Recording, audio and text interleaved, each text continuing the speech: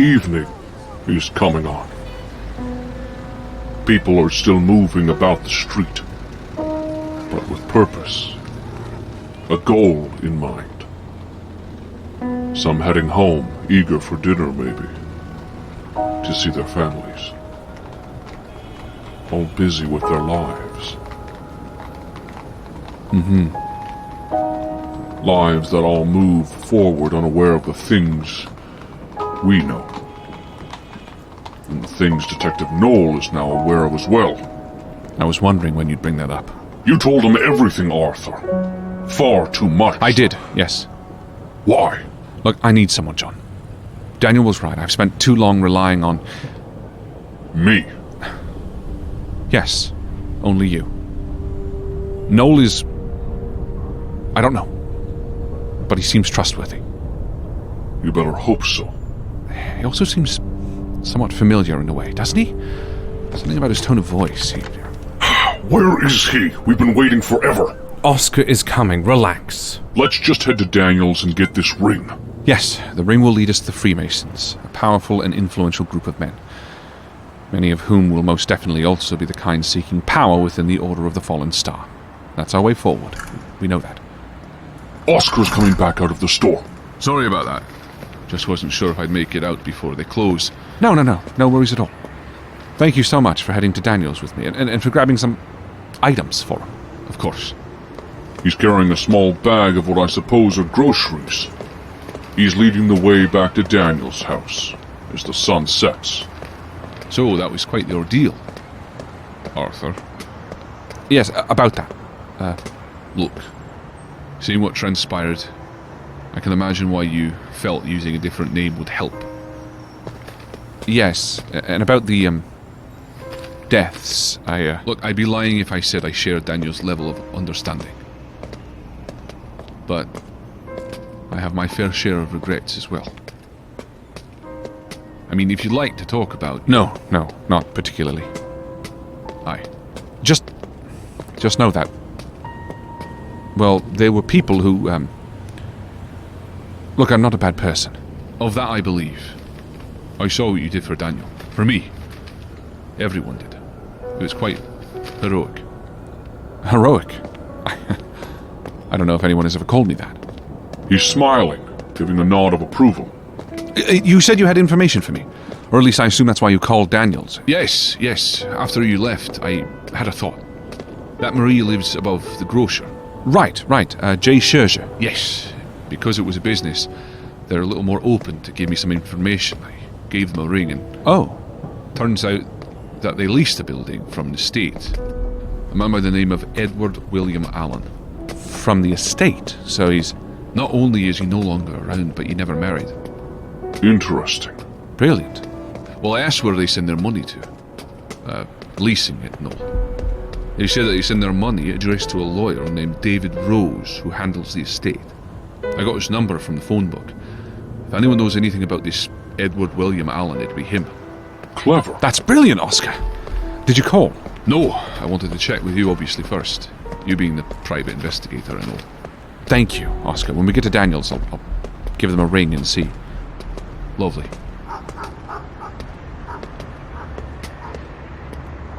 So, you said you have your fair share of regrets. Aye. What kind of regrets do you have? To be clear now, I normally don't bare my soul to those who merely ask about my past. But I think it's fair to say that between the two of us, you've revealed more about yourself in the last hour than most people would in a lifetime, so... Snow is starting to fall, Arthur. In big, thick flakes. Oscar's walked to a bench nearby. He's sitting down. I never knew my parents. I was given away as a wee lad. The family I had was the family I made. My father were the priests. The women are mums, my brothers, sisters, the others left behind.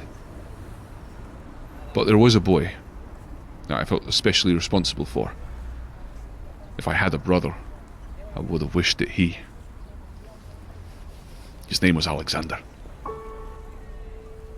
He was the smallest of us, the boys, but held a spirit too strong for his frame. It overflowed. His exuberance for life, for laughter, was contagious. I found such comfort in him. But others did not.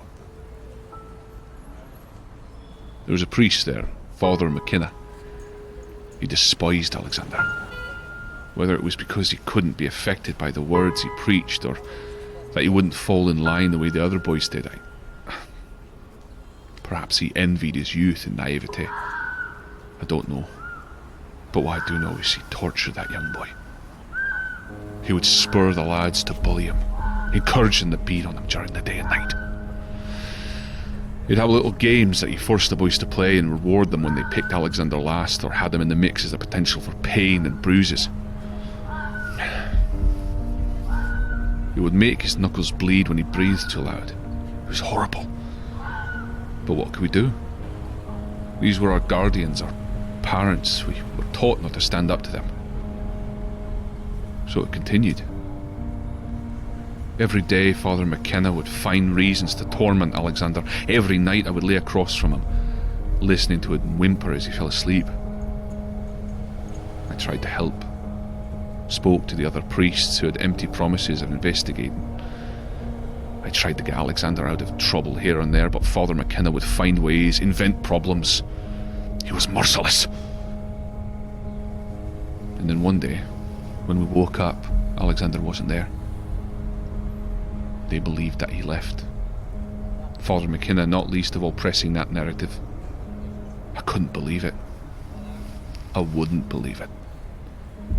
I looked around, everywhere for signs of where he may have gone, but found nothing. No note, no scrap of fabric, no footprints in the rose garden, nothing. I had all but started to believe the lies when I overheard some of the girls talking about the bell tower ghost, a spirit lost to the ravages of time, trapped in the tower. We weren't meant to fraternise with the girls, but I was intent on learning more. Apparently the girls had gone up there as a dare and heard whimpering beyond the wall. When everyone had fallen asleep that night, I climbed the stairs to the bell tower. I found the wall the girls had pointed out. It didn't take me long to find out how it opened. Behind the wall, curled up, naked, and starved nearly to death, was the small body of Alexander. Oh. The other priests took him aside and spoke to him before the police arrived. I don't know what they said to him, or what Alexander told them, but he never elaborated on what happened to him. The official story, if you want to call it that, is that Alexander, so overwhelmed with being bullied, admitted to sneaking off and trying to hide from the other children, and got trapped in the bell tower. It was easy enough to swallow, easy enough to believe that Alexander was to blame. It seemed like everyone bought the story, the child who just didn't seem to fit in, making his own mess of things. But I wasn't watching the police as they took Alexander away to hospital. I didn't watch Alexander as all of this transpired. I watched McKenna. I studied his face, the corners of his mouth upturned in such a subtle way it would almost appear as concern. But I knew what it really was. Pleasure. Pleasure worth having gotten away with it. When the boys had fallen asleep and the orphanage was washed in silent slumber, I rose from my bed, took a hammer from the work shed, entered Father McKenna's quarters, and used the claw side of it to break every bone in his face. Chunks of bone and flesh broke off as he screamed bloody murder into the night. Eventually the other priests came in and pulled me off. I was carted away. I never saw Alexander again, or Father McKenna. Did Alexander go back to the orphanage where McKenna was?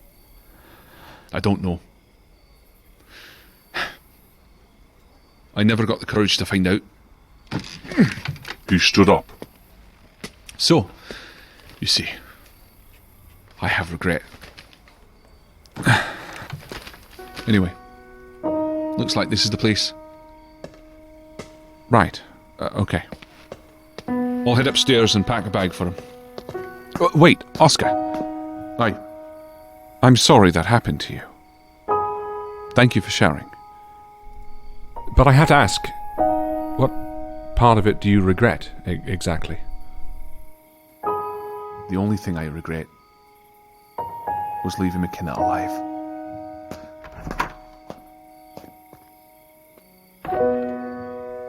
Well, Yeah, I can imagine how that would have felt for him growing up. yes. Weren't you also an orphan? Yes, and my experiences with the people that ran it made me want to get as far away from religion as possible. But Oscar, he used it as a reason to stay, to help people. People take different lessons. Equally, you killed your McKenna. My what? Uncle. Didn't Oscar's story make you think of that at all? Yes, I suppose, but I mean, What? well, I was wrong in mine. Wasn't he as well? Wrong. Killing someone who would do that to a child. Are you kidding? And that makes killing justified. Don't. You don't understand. Not about this. You've become quite open to the prospect of taking a life. Anyway, look, I don't want to spend too much time inside. Let's just head in and grab the ring. And call the lawyer, David Rose. Remember, if he knows anything about Edward William Allen, we need to find it. Right, yes. Daniel has a telephone. We'll make use of it. And then we'll get the ring and go. Should Oscar know about the ring? Our plan for the Freemasons and finding the order? I don't know. You told Detective Knoll. I know, and I trust Oscar. It's just Noel's line of work is meant to be dangerous. Oscar is already in over his head finding Hattie. I'm not convinced he needs to worry about this. I don't want to put him in danger. We need to find the Order of the Fallen Star. The more people helping, the better. I suppose you're right. Of course I am. Fine, we'll tell Oscar once we have the ring. But we'll call Mr. Rose first. Arthur, the door. It's off its hinges. Right. There's a large hole in it from the shotgun blast. Damn.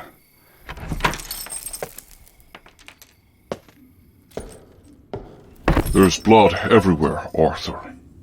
I can see where Daniel fell. A large, dark red stain covers the wooden floorboards where the pool of blood beneath him grew. It's grisly. I can imagine. But he's all right. And we have Oscar to thank for that. Yes. He's all right now. Breathe easy. Yeah, yes. I'll be upstairs getting the bag together for Daniel. How do we contact the lawyer? Oh, before you head upstairs, the number for David Rose. Oh, of course. Here. Thank you. The phone. The wall to the left, a little further down. Here. Thanks. What's the number? RO12736. Interesting. Oh, yes. It's a whole new world now.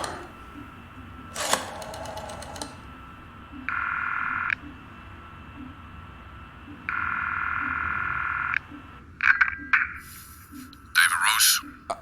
Hello, Mr. Rose. I'm calling on behalf of J. Scherzer Wholesale Grocer, the renter of one of the properties of the estate of Mr. Allen. Yes, how can I help you? Look, we've found some old boxes stashed away under the stairs that belong to Mr. Allen. Wondering where we may be able to send them. Boxes? Yes, old files, it seems like. Perhaps some blueprints from a build of his. Yes, you could send them to me. Some personal effects as well. Perhaps. Oh. Would they go to you as well? Well, then maybe you could send them to another address if you wouldn't mind. Not at all, not at all. Family of Allens or... No, his other house. Other house? Other? Yes, Mr. Allen lived upstate for years. Earned his money as a wealthy co-owner in a lucrative brewing business, but moved into the city before he, went missing. The body in the walls, Arthur. It may have been Alan. Oh, of course. Is this property being rented as well, then? No. Not as such. No. No, it's a property I haven't touched. Not since Mr. Allen's disappearance. Yes, understandable. I'm sorry to bother. Let me get those to you, then. What's the address? 61 Buckout Road, White Plains. Thank you. I'll send as soon as I can. Thank you. Take care. Well, White Plains is only a 30-minute drive or so. but we know where Alan ended up. Yeah. Anyway, Where are you? upstairs, for the ring. Remember? Yes, I remember. Oscar is in the room straight ahead, through the open door. I see him laying out shirts for Daniel. The study is to your right, through a set of dark wooden doors that are open. All right. Here. This study is filled with tall bookshelves that line the walls. A large ornate desk sits against a window that overlooks the backyard. Dark leather covers all the furniture in here. Sounds opulent. A globe of the world sits in the corner beneath some of the bookshelves, and another comfortable-looking chair sits beside a half-finished game of chess.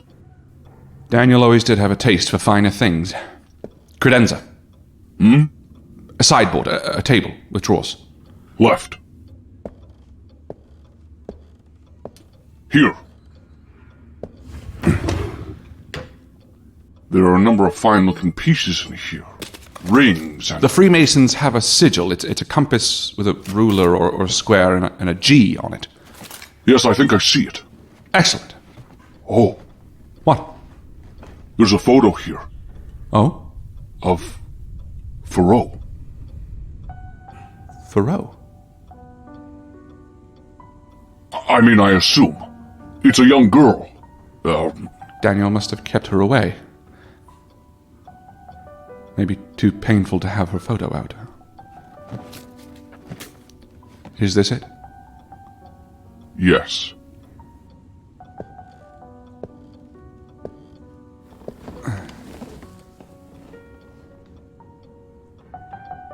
I wish I could see it.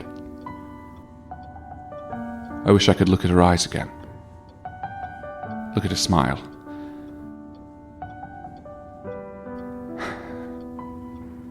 I bet I know the photo even. I bet you do. Maybe it's best I can't. You can't. See her right now. Difficult, you know. Of course. You're keeping the photo, Yes. but you can't see it. No.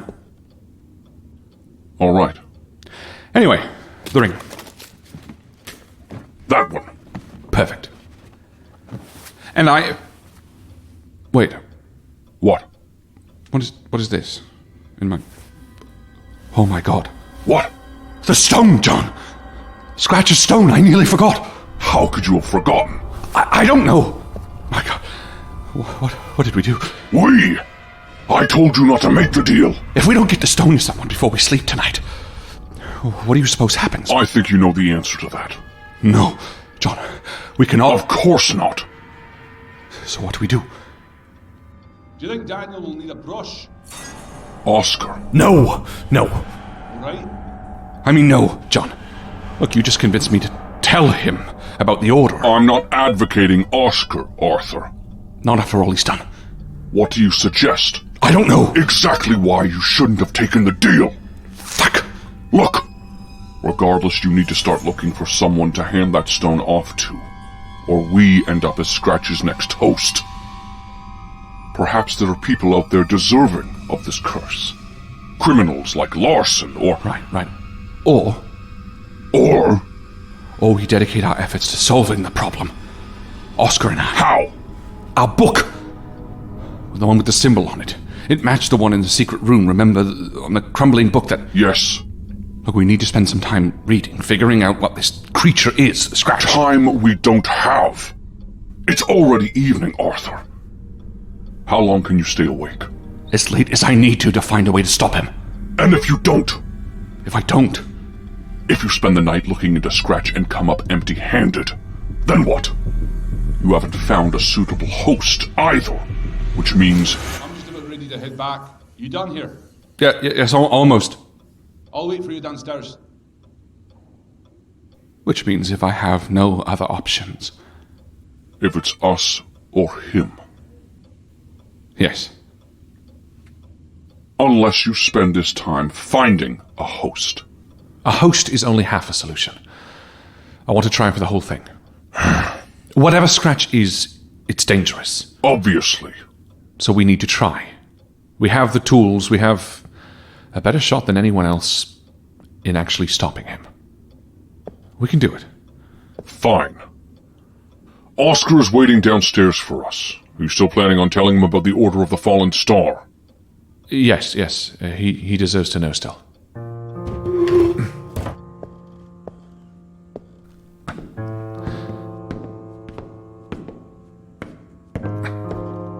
Where is he?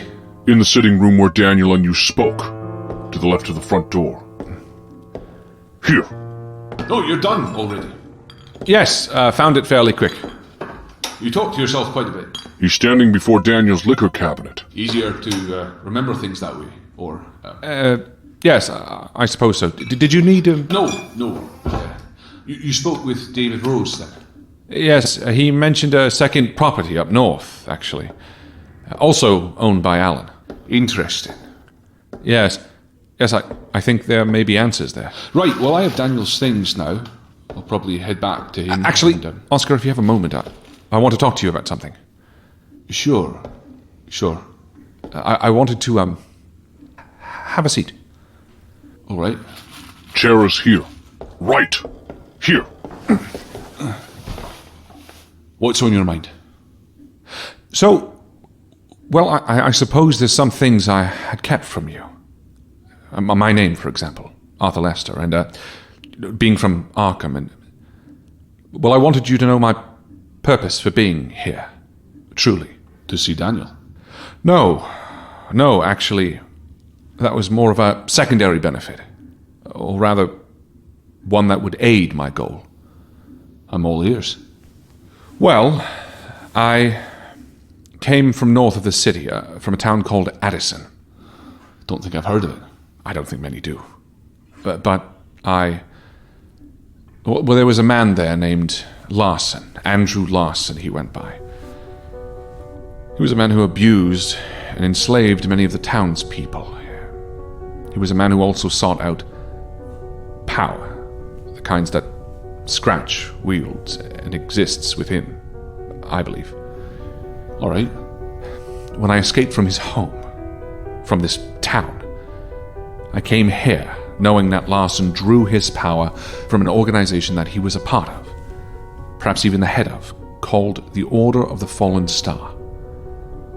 And from what I believe, it's an organization that would be of interest to many of this city's powerful elite.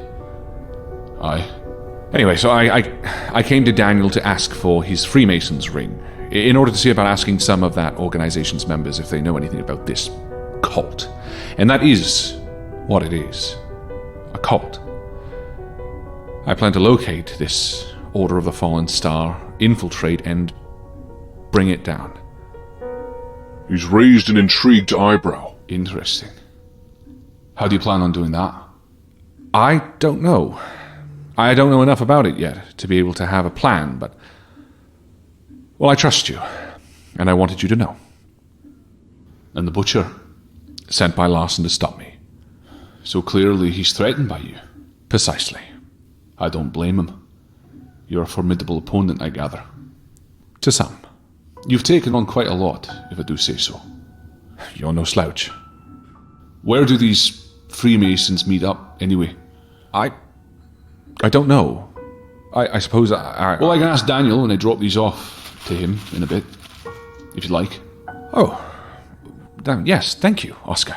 Look, I don't know how much help I'll be, but if you think it's something I can do to aid, please let me know. Appreciated, but despite this being my goal, I promise to help Marie and you, and we have to deal with one thing at a time. So Scratch, to me, is a much bigger threat at the present moment. Aye. Well, Hattie's still out there. Precisely. Tell him about the book, the bestiary. Right. Oh, no, just talking to myself. Right, I have a book, actually. So when we... Yeah. When I was in Marie's house, I noticed that there was... Here. A what? Well, There's no use in keeping anything from him now. If this doesn't work, the stone is his, and he'll become Scratch anyway. a secret passage in Hattie's room. A hidden room behind the wall. And in it, I found some skeletal remains and a number of objects implying that there was some sort of ritual done. Perhaps a summoning.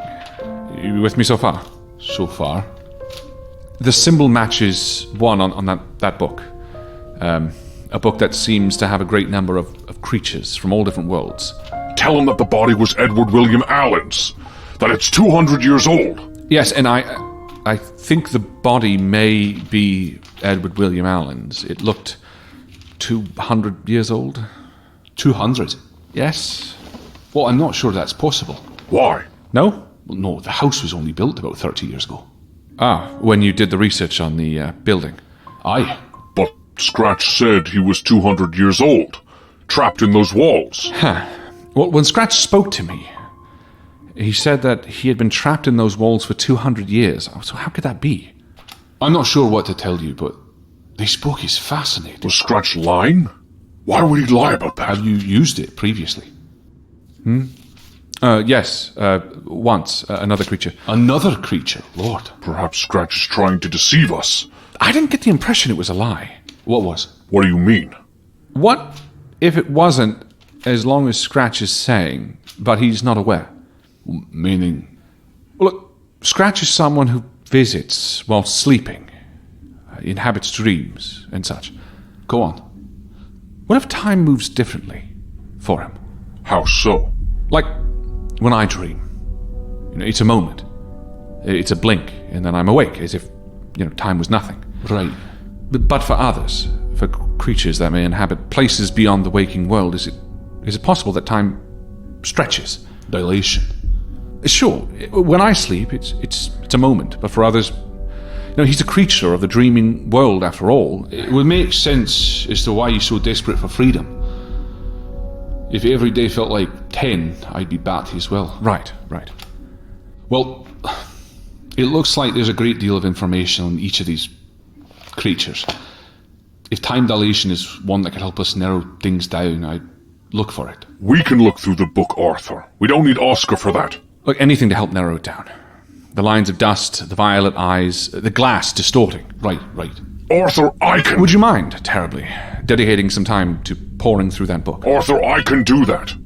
Not at all. Why?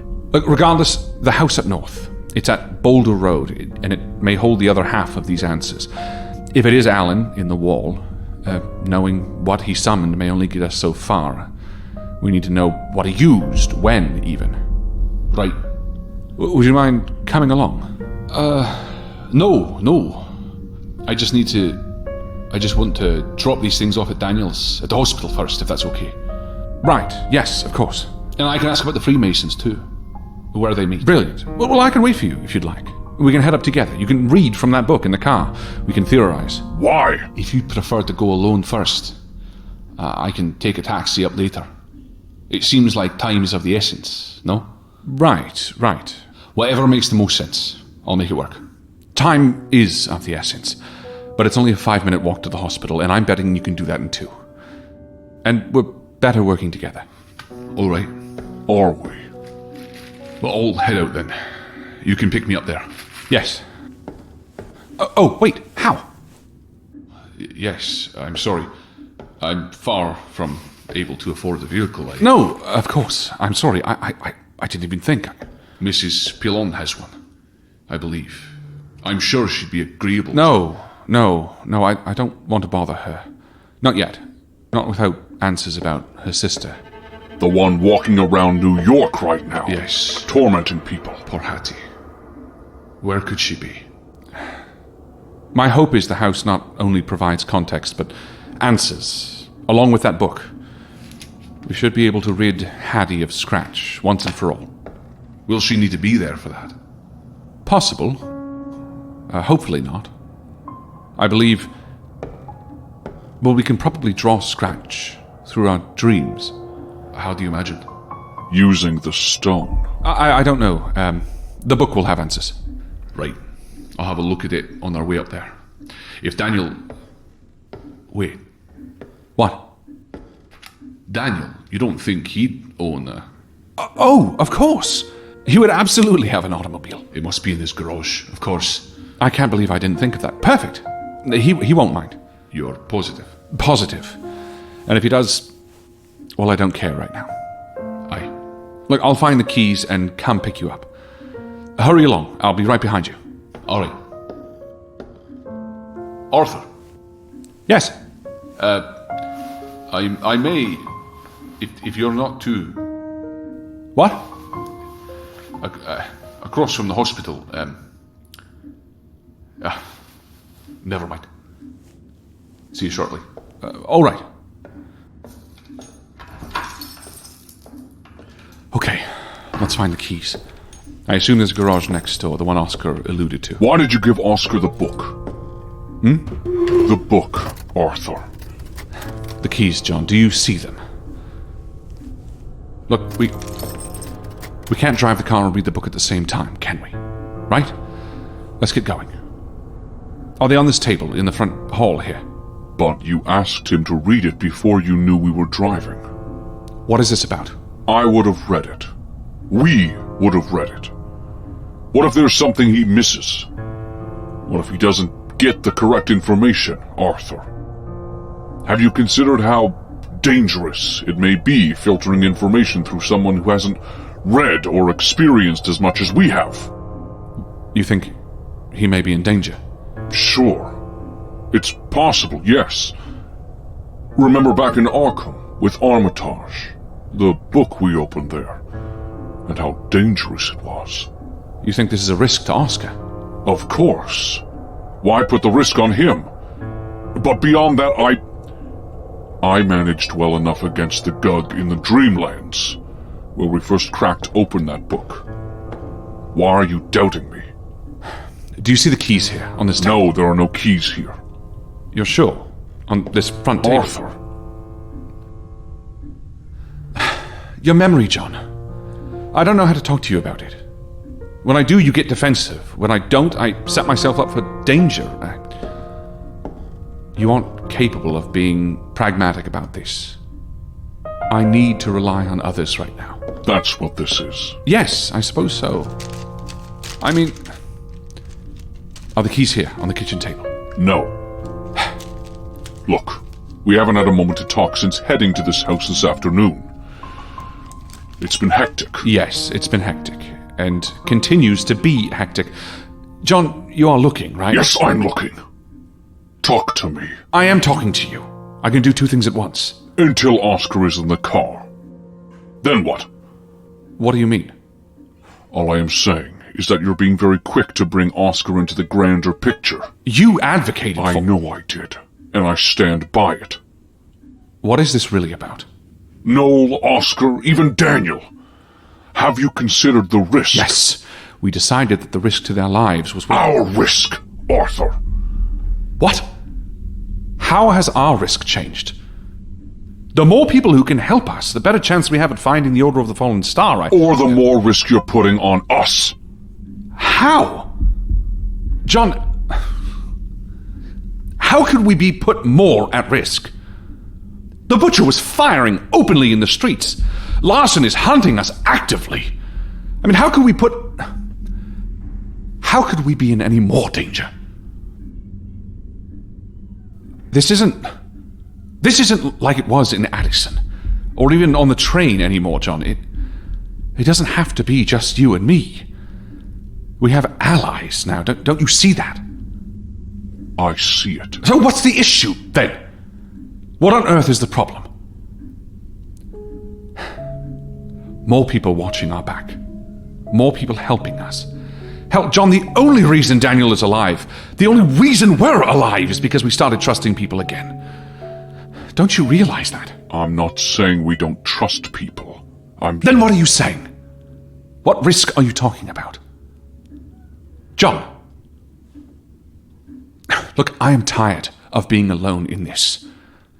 I'm tired of not knowing who to trust, who to talk to, who to rely on, who I can rely on. It's what kept me away from Daniel for years. It's what kept me away from the world, from my grief. Risk of losing yourself if Oscar should follow us and die. What's to say you won't fall down into your self-loathing again like you did in Addison? I'm over that, John. I confronted those fears, those feelings of self-hatred, and I'm past it. I've grown. And Oscar will be fine. So long as we find these keys. Are they here on the sideboard? No, I don't see them. Perhaps we should walk back to Marie's first, or take a taxi. We don't have time for this, John. We'll try the front hall table again. They're not here, you're sure? They're not here, Arthur. But are you sure? Are you... You're sure? Maybe the kitchen table again might... What are these, then? What are these? These are keys. These are car keys. John. I didn't see them. I didn't see them a minute ago. You didn't see them here. No. I'm sorry, Arthur. I must have missed them. They were right here. I didn't see them. I didn't see Daniel at the hospital either. It doesn't mean anything. Where are you? To get to the fucking car! We've already wasted time. Oscar is undoubtedly waiting on the roadside for us already. It's a 5-minute walk. He made it in 2. I'm not going to turn into scratch because of this fucking stone. Otherwise you'll give it to Oscar. What? Perhaps he should know. No! You want to tell him about the stone? Why not? Because he could actively fight it, or try to stop you. Doesn't he deserve to know? Like we do? Less risk for him, right? I suppose. Then we'll tell him. Where's the garage? To your right. Wait. What? If you're truly intent on telling Oscar about the stone, do you still plan to give it to him? Should we run out of time? Why? Because I'm not willing to risk our lives on you making a friend. Nothing's changed. If we have to. If there's no other choice. Telling him makes it much more difficult, Arthur. How do you... I will make it happen. If and only if. Now, car. Here.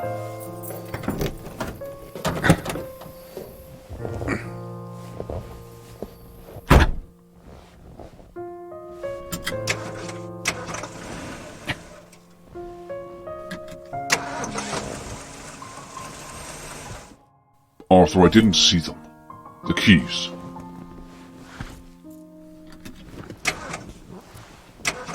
Arthur. I'm just trying to explain that... Stop. I believe you, okay? I believe you because there's no other reason you would be wasting time when our life is on the line, John. That is the only reason. But if you're telling me that I don't need allies like Oscar because you have this covered, you are dead wrong. Dead wrong.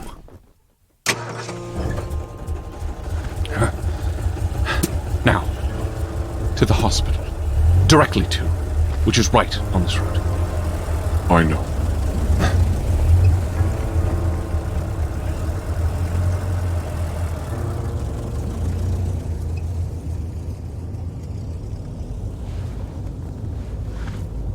Look, I believe you. It's just been scary, John. You have no idea what it's like relying on one person and one person only to have them be unsure of things. I don't know what it means, but if I don't make sure to have other people looking out for me, for us, it could all be over. Very quickly. You must realize that. I do. Good. The hospital is here on the right-hand side. But I don't see Oscar out front. Where is he? It's been long enough. More than long enough. You don't think he walked, did he? Or tried to head back up to Daniels? I didn't see him. Could he still be inside? Well, that doesn't make sense. Daniel would be fast asleep. Unless something happened to him. What do you mean?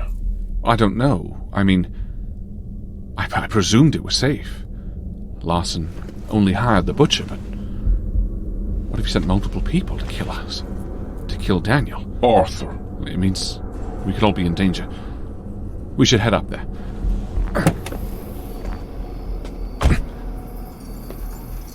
Wait. What? Across the road. Remember, he said something before he left. Right. He started to talk about... What's across the road? I don't know. Cross. Now there's no traffic. There's a closed shop, a few apartments, a church. A church? It's also closed. Closed? Locked up tight. Well, is there anything else? A bar. A bar. Tin God. You don't suppose he... I do. The handle is to your left. The bar's quiet. Sad looking. There are a number of men nursing drinks at the bar to your left. The bartender is nodding at you. The few tables that are here are filled with men speaking in hushed tones. It's not very lively. Oscar?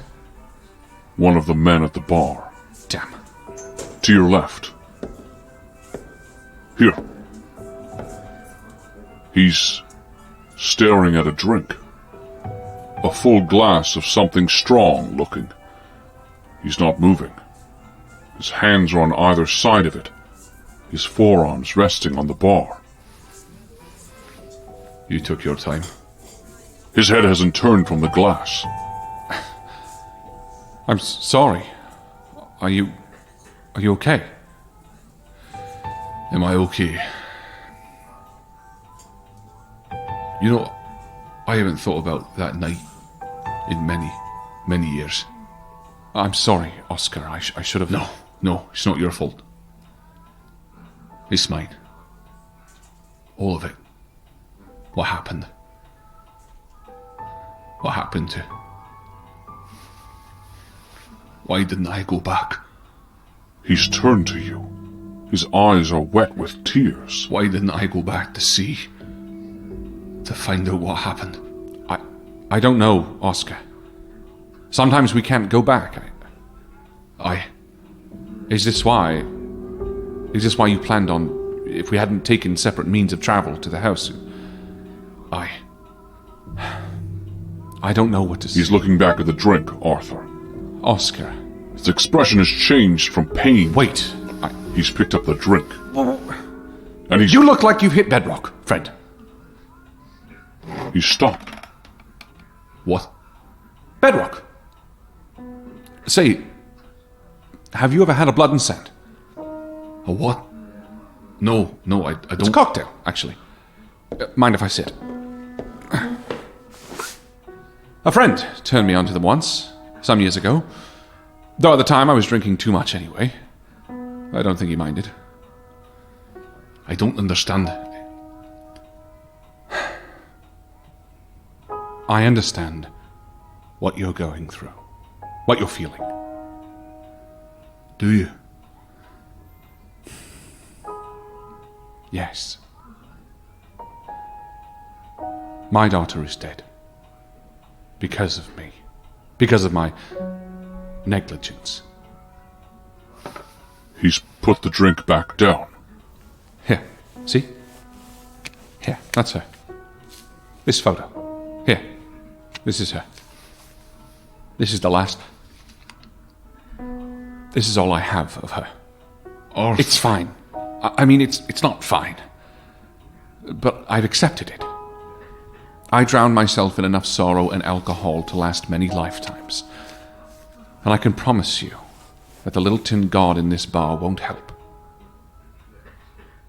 What does? I'd love to know. I'd love it if it were one clean idea, like effort, or friendship, or coming to terms with your past.